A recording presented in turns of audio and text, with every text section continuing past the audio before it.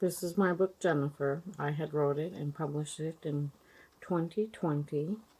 And here is the synopsis and about the author. An Aleut girl named Jennifer was born in a small Alaskan village. At that time, the village was known worldwide for the salmon that run every year. The village was set on the banks of the river and thrived off of the beautiful land. Growing up on a diet of salmon, seal, deer, and homemade bread, Aleut life was very rewarding.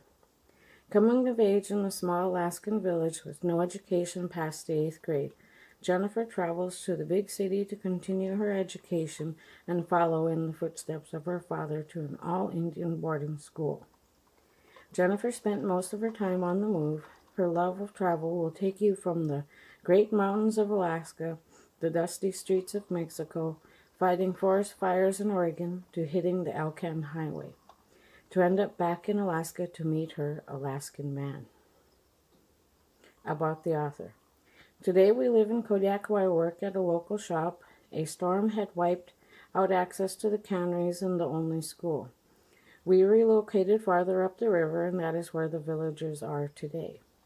The educational system only went to 8th grade. I attended an all-Indian boarding school for high school.